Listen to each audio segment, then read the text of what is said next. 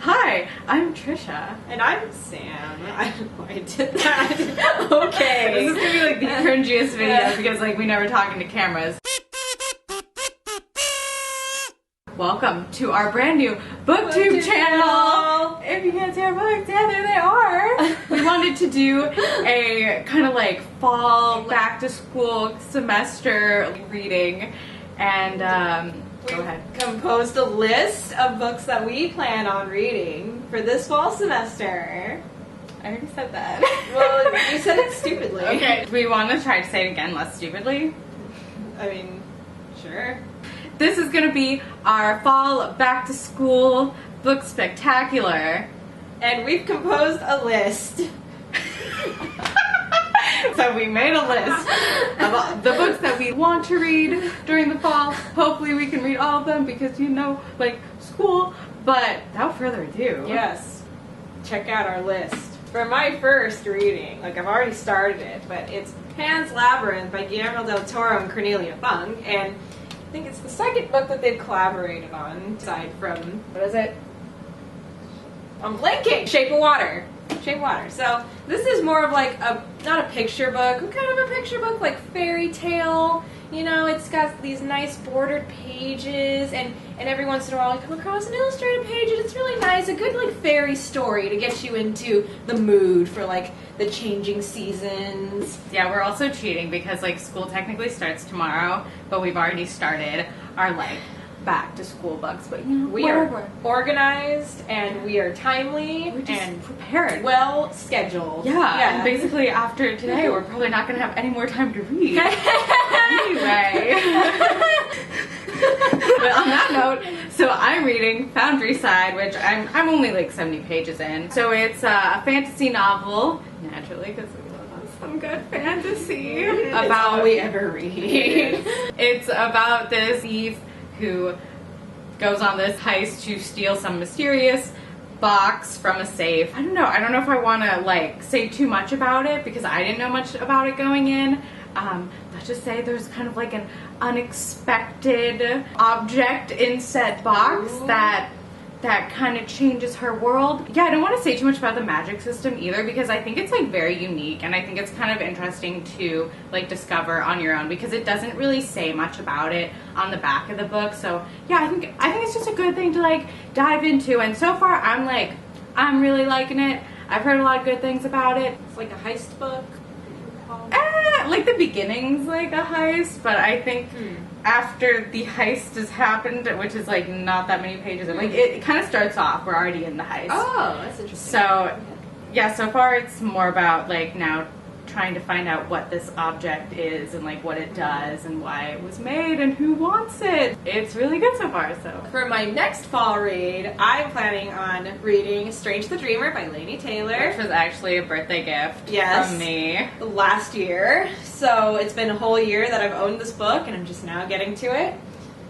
Yeah, no, I've heard a lot of really great things about it. It's about this this young librarian named Laszlo Strange, who is a war orphan, and then he discovers that there is a lost city of Weep, and shenanigans ensue. And I actually don't know that much about the plot other than that, and I want to keep it that way, because I've heard that this is a very good book to read kind of blind, because it's very, like, whimsical and strange. So I figured that this would be a really nice tale to get swept up in, and to just let it surprise me. To weep over.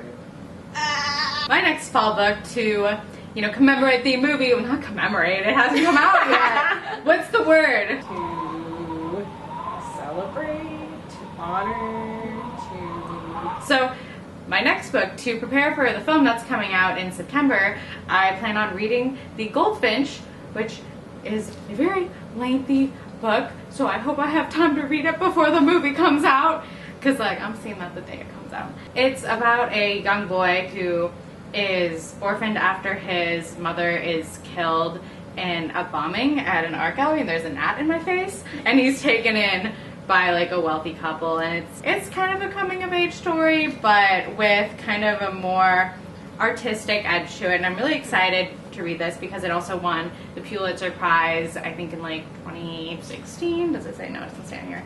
Yeah, and it's supposed to be really good, so the trailer of the movie also looks amazing. So I'm hyped. Fantastic. And then for my next book, I have chosen The Dragon Republic, which is actually book 2 of The Poppy War by R.F. Kuang. Poppy War is a fantastic book. I highly recommend it. It is the beginnings of a fantasy military war epic that's set in an Asian-inspired country, and the main character is a very headstrong but nuanced and well-developed character who is a student in this military academy, but eventually a lot of shenanigans happen, and then we are now in this book. How many shenanigans happen, guys? Yeah, lots of shenanigans. One.